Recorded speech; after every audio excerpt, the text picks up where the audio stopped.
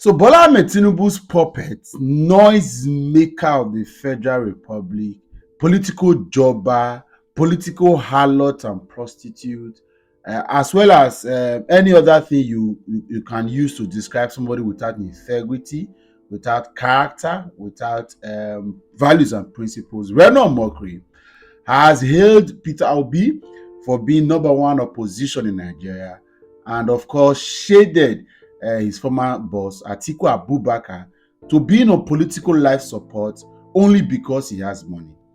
This is on the heels of Peter Obi's first message to Nigerians and the Nigerian government this year, 2025. And Reno Omokri, in a post on all his social media platforms, which I may have to read. And this post is not about Reno Omokri, just so you know. Reno Omokri doesn't deserve any of the time. But because of a few things he has said, I would like to put in proper perspective. First off, he said in the post that Peter Obi is currently Nigeria number one, or currently the number one opposition figure in Nigeria. Bar none. Anybody in any opposition party who thinks that he is bigger than Obi right now is just deluded. The man Obi is severely flawed, right? But I admire how he has struggled on despite the obstacles he faces. Reno should know that obstacles he faces, right? Well, what does he know? Some people in one or two opposition parties have already been retired by Obi, but they just don't know it yet because their money is keeping them on political life support. Call Atiku's name with your chest, bro. If only he could be less egocentric, talking about Peter Obi now. Appeal to his obedience to use persuasive rather than abusive words and admit, then apologize for his yes daddy religious war comment against the Muslim Ummah, he would go far.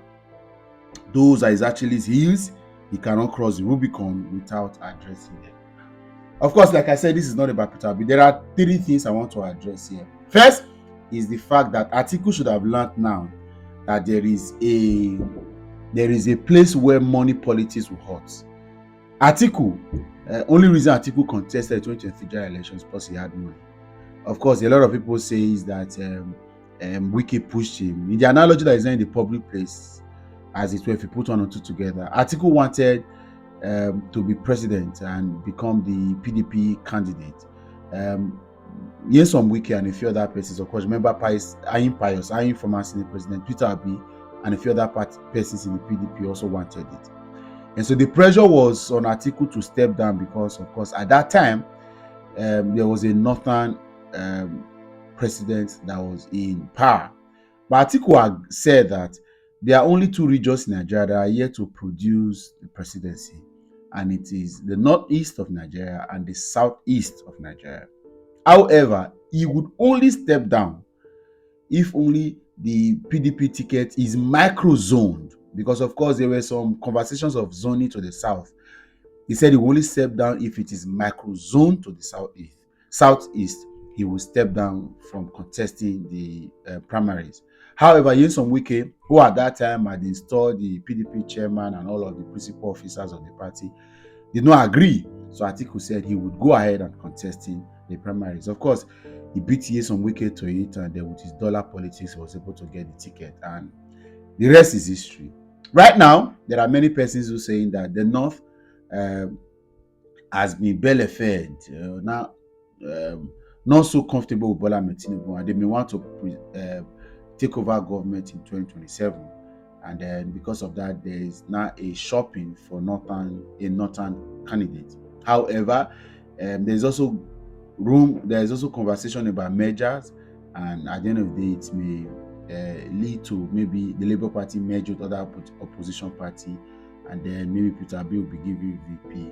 And Atiku is looking like, I've seen a few conversations where Atiku says he's going to run one term, which will allow him, the Peter Obi can continue from there. There will be meetings upon meetings, right? Nobody has given straight conversations, as it were, of the current situation. But I'm going to tell Atiku should learn now, because Daniel Boya, Reno Omokri, I think the only person standing with Atiku at the moment, as it were, apart from the PDP structure, Dele Momodu and a few other guys. Show me is also Eastern. Yosita Chidoka has resigned from the PDP, And some of these guys, even in the PDP, are just loyal PDP members, not because they are loyal to Atiku Abubakar. Atiku should have learned, and every other politician in Nigeria, if you are watching me, a politician, money politics has got its limit. You must build a brand influence. I said, somebody that have asked me, what does Atiku represent? At least you can know what Bola Ahmed Tinubu represented. He's been an opposition since 1999. He's offered his own, he's built his own cartel, built his own team, built his own cabal, raised men. And Amechi said it to his mouth after the election that while everybody that formed the merger of the APC prior to 2015 election were asking for various very lucrative ministries and agencies, Bola Ahmed Tinubu requested for INEC, and that's how he installed Yakubu Mahmood after the tenure of Atahiru Jega. You see, that's how strategic he was. I don't like Tinubu. The strategy is not for the good of the country, so it's personal and selfish interests at the end of the day. So, but that is how deliberate he was. So, I've asked, what does Atiku represent? Apart from having money, I've been able to spend dollars. We're hearing as much as $10,000 being spent in a party primary that thousands of persons were delegates and we're going to vote. That's so much of money, right? So right now, it is obvious that Atiku doesn't have. If Reno had only moved to Bola Ahmed Tinubu's camp and started to hail him, right? This insult now on Atiku is one of a kind, is the beginning of the beginnings. Of course, Reno wants he's been a prodigal son. He ran away from Nigeria after Jonathan lost. But I'm going to say this now, the last two things. Reno Omokri is a child, and if he thinks he knows why Peter Obi cannot be president, is a lie. One of the key reasons why Peter Obi may not be president of Nigeria is not because Peter Obi is not known, it's not because he's not popular, it's not because he cannot earn vote. The contraption of this country makes, currently as it stands now, makes it difficult for an Igbo man to become president. And we must tell ourselves the truth. Don't deceive yourself. I have said it several on this platform. The 2023 election was going very, very well, in a way that the Nigerian state would win over the political class and cabal, until ethnicism, tribalism, and the Nigerian civil war situation that we are yet to heal from was brought back. It was strategy of the ruling party to mess up the process, and everybody began to return to their camps. And that's how you see that, just like I posted yesterday, of how people use tribalism.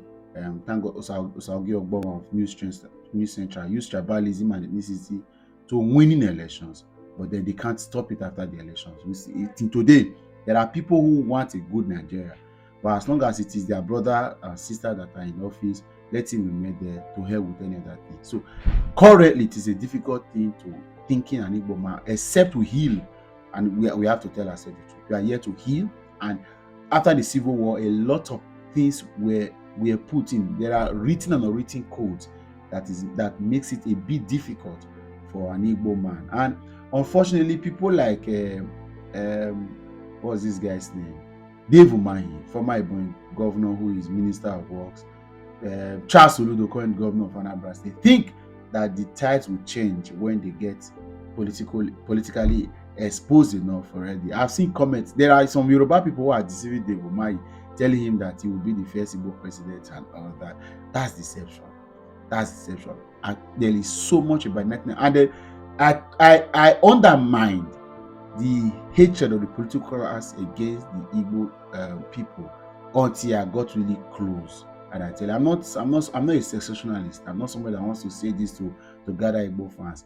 There is a big, and even Showore said it in his last podcast with Nedu and the Honest Bunch crew, that there is a big gang up against the Igbo, because people just feel that maybe when they finally get power, they are going to have escape route away from this contraption, and it will give them some level of privilege on the dining table of the conversations that lead. Currently, the Igbo people are just recipients of whatever. Don't deceive yourself. No matter how huge an Igbo man is, see, it will be. You see, Goodluck Ebele Jonathan became president, right, by way of a miracle. First, it was the charisma was what enjoyed his charisma, and the way he rose to power after being lecturer to deputy governor to being governor. that his personality brought Obasanjo to have coupled him with Yar'Adua for the 2007 elections. Afterwards, he became president after the demise of Yar'Adua in 2011. But you see, that this is not the second point. The second reason why Peter Obi cannot become president is, you see, Jonathan had won the 2015 election, would have retired Bola Ahmed Tinubu and a lot of all these guys. The reason Tinubu is president today is because Buhari won that election. So allowing Peter Obi to become president would retire a lot of. See, the trajectory of the current crop of politicians, the hope of these guys, all these guys working for Tinubu assiduously, working. The only hope for them to become a president is that people like Peter Obi doesn't become president, because if he wins and he sustains that, he performs, it will end their hope of ever taking over this country. It will move the carpet away from the current controllers and remote controllers, permits me, into a new hand. So it's a bit difficult thing. So those two reasons are the reasons why we may not see. But then again, anything can still happen if Peter B and the rest of the opposition play their cards right and they put in effort. Unfortunately, they are not at the moment, and that's why I do not believe in 2027 elections anyway.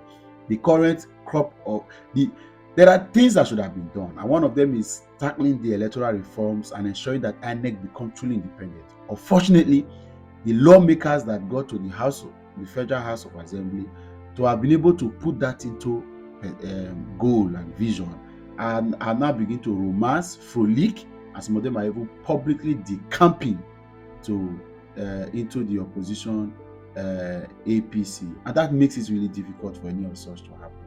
This video is getting too long.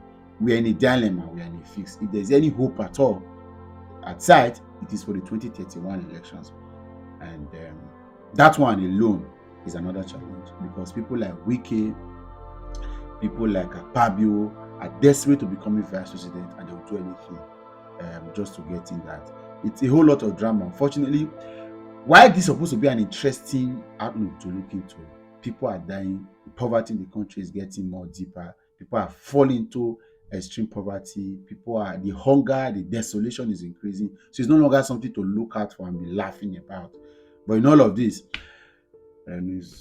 leave Reno alone. Leave Reno alone. And Reno knows this anyway. Of course, there are people who are his followers that do not know that they are deceiving themselves. It's unfortunate, but it is well.